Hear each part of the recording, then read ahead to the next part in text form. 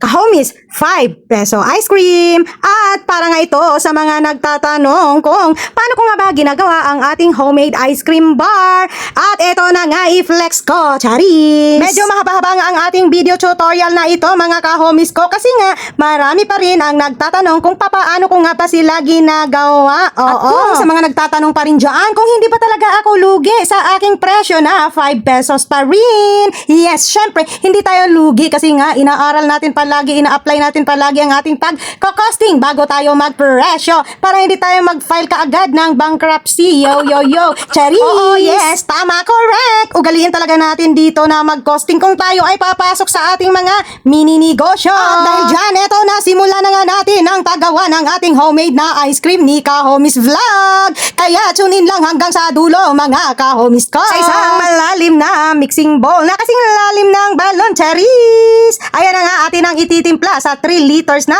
mineral water. Yes, mineral water dapat ang ating gamitin para tayo ay hindi magigit-igit. At syempre, itatambog or imimix na natin dyan ang ating 1 kilo na soft serve ice cream. At iyan nga po ang ating pinapakita ay ang ating mango flavor. At haluhaluin lang natin ang mabuti yan hanggang sila ay mag-well combined at matanggal na ang kanilang mga lumps or mga buo-buo na mumuong sama ng loob, charis. At para naman doon sa mga magtatanong kung saan ko nga ba nabibili o nababayla ang ating soft serve ice cream ay ilalagay ko lang sa comment section ang link. At para naman sa ating mga containers ay mas maigi na gumamit kayo noong selecta na ang sukat is 1.3 liters kasi nga bagay na bagay, perfect na perfect yan. I-partner sa ating 1 tetra pack na creme densada. Anong creme densada? Nabubulol na naman tayo dito. And today's video ay mango gram. Yes, gram daw ang tamang pronunciation noon, sabi ni Sir Fest Gerard Langita. Shout out sa iyo. At syempre sabi rin niya ng aking anak dito, kino-correct tayo, charis. At dahil mango gram nga ang ating gagawing ice cream at ayan, nagdurug-durug lang po ako dyan ng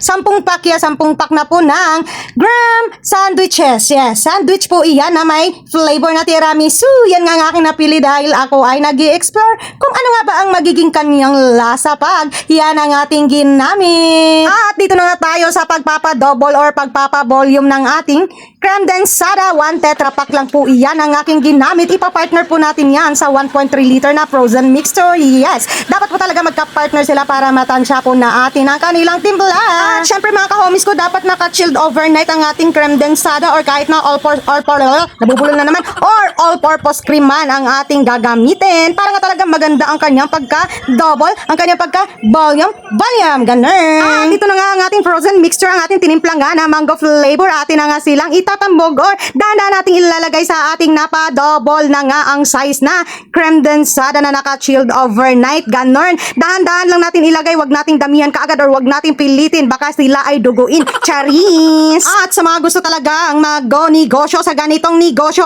paulit-ulit tayo dito sa negosyo, panoorin lang ninyo hanggang matapos ang video na ito at sigurado pag pinanood nyo ito ng maayos ay sinasabi ko sa inyo, may matututunan kayo dito at kayo ay mainganyong magnegosyo na rin ng ating homemade ice cream na kahit na kayo ay nasa bahay lang, may maliit na sari-sari store ay pwede nyo ito ang pandagdag income. And syempre patalastas muna tayo ng kaunti dito. This program is brought to you by charis lang. Eto na nga, ugaliin natin mga kahomies ko na mag-costing pag tayo ay papasok kahit sa maliit na negosyo man yan, malaki na negosyo. Kinakailangan talaga natin mag-costing dito. Yes, pag-aralan muna natin bago tayo magpresyo para nga talaga ay lumago ang ating negosyo at hindi tayo bigla-bigla na lang magpa-file ng bankruptcy, ganun. At mabalik na nga tayo dito sa ating ginagawang homemade na ice cream mango gram flavor. Oo, correct, tama, mango gram, yes. Eto na nga, pa-creamy na nga na pa-creamy ang ating mixture. At ayan, meron pa nga tayong natitira dito. Bali, hindi ko nga yan siya inubos dahil ang sukat ko nga lang dyan is 1.3 liter ka-partner ng 1 tetra pack na creme densada na naka-chilled overnight, ganun. At para naman doon sa gusto nga gumawa pero walang stand mixer na available sa kanilang mga store, charis, ay pwede na po tayong gumamit ng ating electric hand mixer. Yes, yung mga ginagawa yung pang mango float, ganun, yung